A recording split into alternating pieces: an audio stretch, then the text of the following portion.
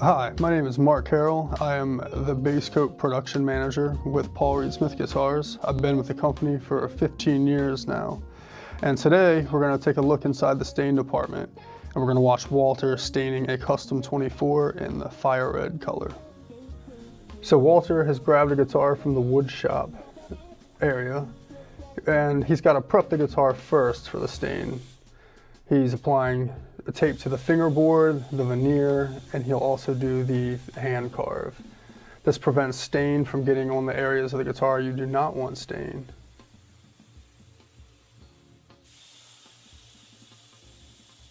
The tape line that he's taping right now is very important to get very, very tight.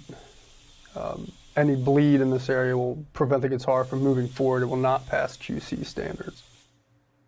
He's also putting the yellow taper on the side, as you could just see, so that he can put a small layer of isolator around the guitar.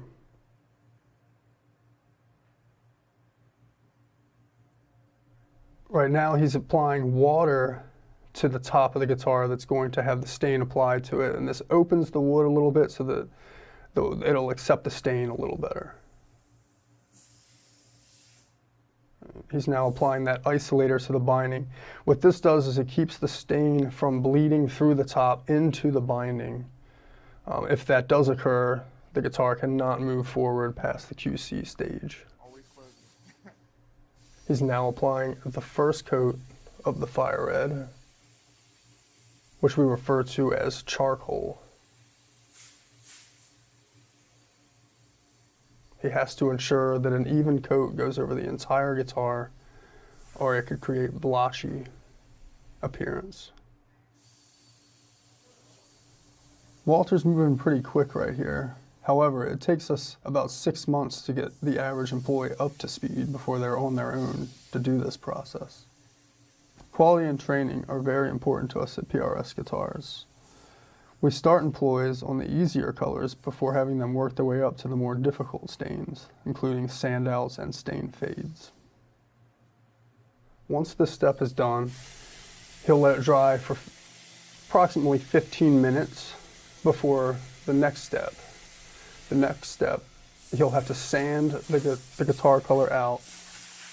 This step has to be done very evenly, or again, it will create another blotchy appearance. Taking too much out will create a stripped look.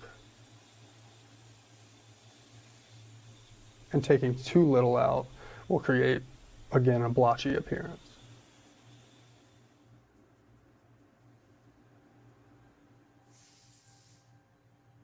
Doing the sand out actually creates more of a contrast. Now he's applying the orange tiger color. The orange tiger is a water-based stain. The first coat was actually an alcohol-based stain. Again, he's applying this, being very carefully not to go over the edge. If he were to go over the edge, it could create problems for the area after stain. Becoming super orange, you know? Mm-hmm. If he was to stop right now, this would actually be orange tiger. Now Walter's removing the excess stain from the rag so he can do the hand carve. Leaving too much stain in the rag could create bleeding underneath of the tape, which would be a problem down the line and would not pass QC inspection. Fire red is actually a 3-part stain. It's going to have an oil-based stain applied lastly to the top.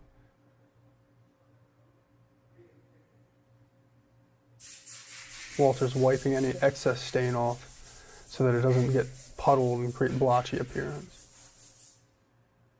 When Paul started the company in 1985, he had 3 colors. Now we have dozens of colors with over 100 different variations. We're still experimenting every day with new colors, and we encourage employees like Walter to come up with new colors.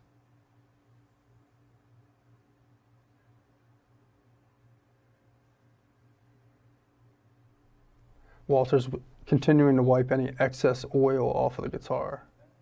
This must be removed before it goes to its next step. Now Walter's going over the guitar to quality check his own work to make sure he didn't leave any stain where it's not supposed to be. While he's doing this, he'll also make sure that the woodshop didn't miss anything in their QC checks. Once this is completed, he'll hang the guitar up and it'll go into the spray room where it'll get an isolator coat to seal everything in. Then it'll get grain fill to fill in all the wood pores on the back and sides, including the neck. Later down the line, this guitar will have a dark burst and that'll complete its color coat. Now I'm going to turn you over to Josh Davis, who will walk you through fret level and turnaround.